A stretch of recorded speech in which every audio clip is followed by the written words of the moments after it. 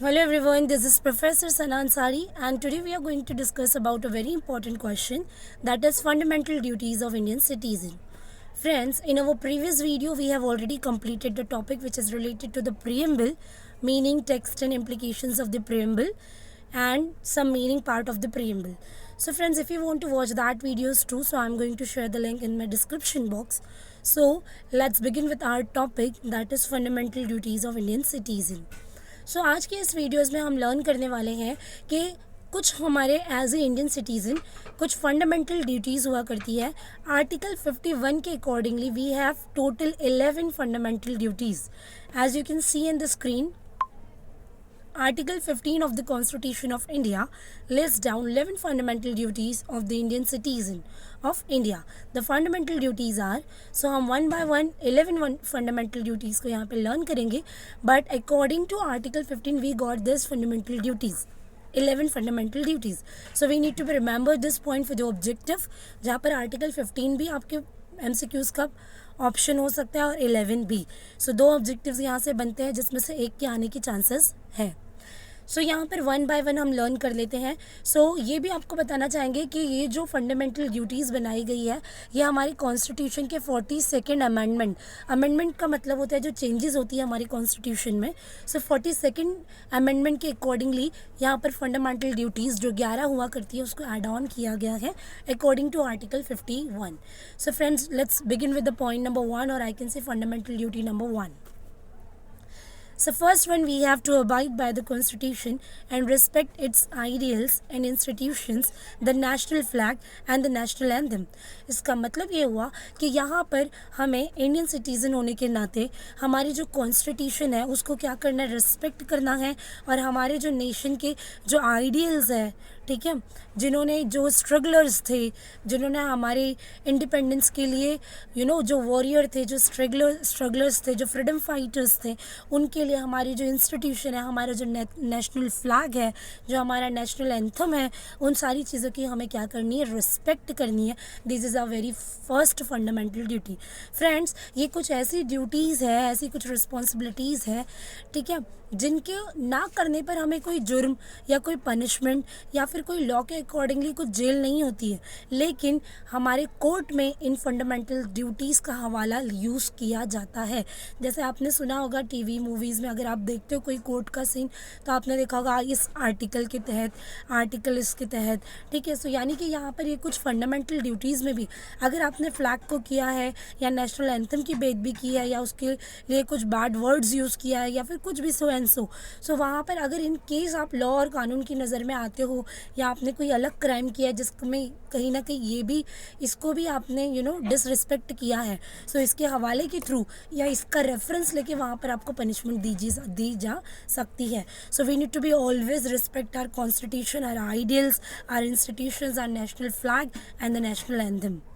Now second fundamental duty is Now the second fundamental duty is to cherish and follow the noble ideals which inspired our national struggle to freedom.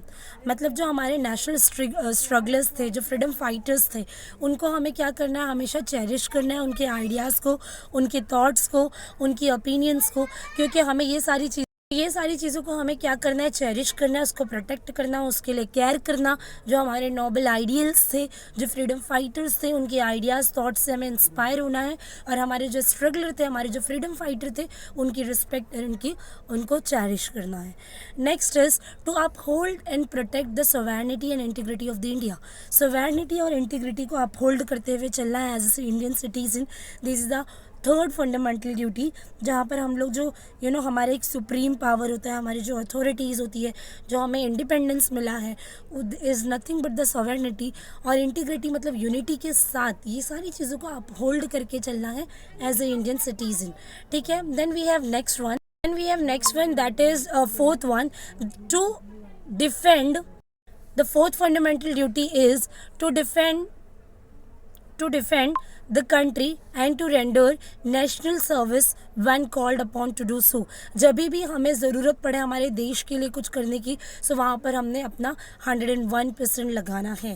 Then we have to promote harmony and the spirit of common brotherhood amongst all people of India. ठीक है, in irrespective of religious, linguistic, regional, sectional diversity जो होती है, ठीक है, to renounce practice derogatory to the dignity of women.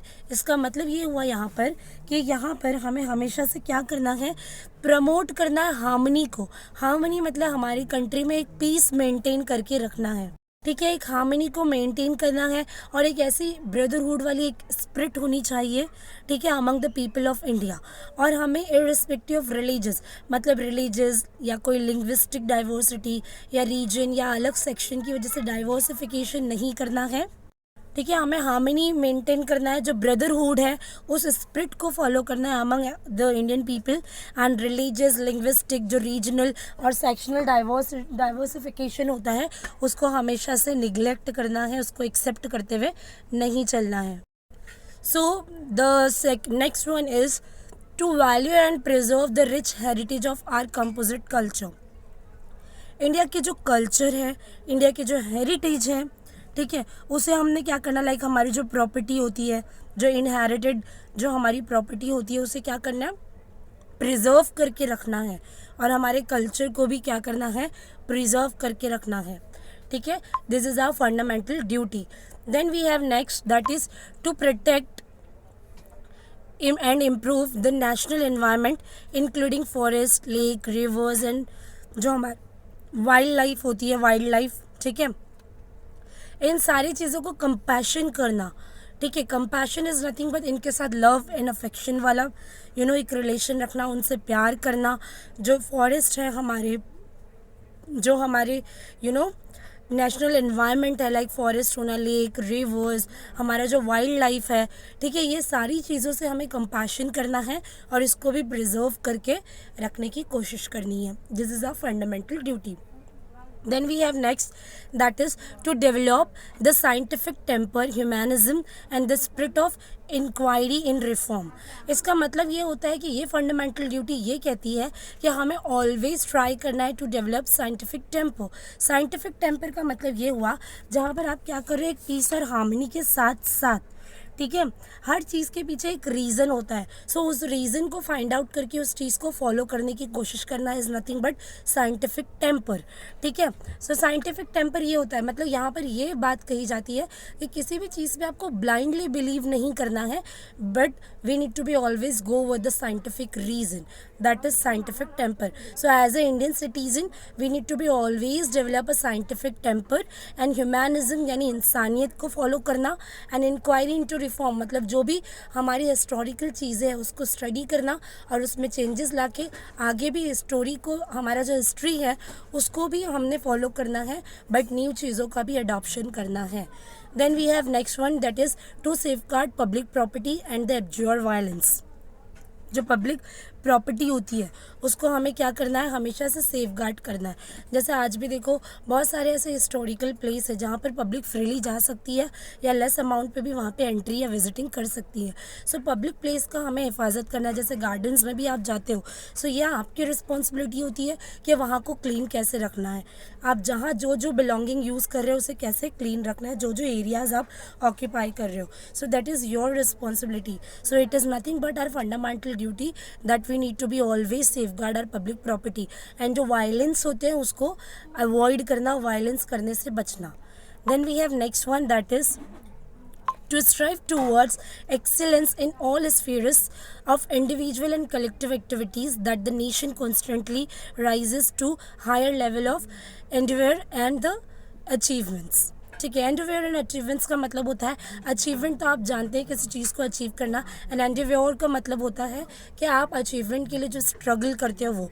सो आप collectively और individually हमारे नेशन का जो कॉन्स्टेंटली राइज होना या उसको हायर लेवल तक पहुंचाने के लिए, अचीवमेंट के लिए ऐसी एक्टिविटीज़ करना जो इंडिविजुअली और कलेक्टिवली क्या एक्सेलेंस वे में हो जाए।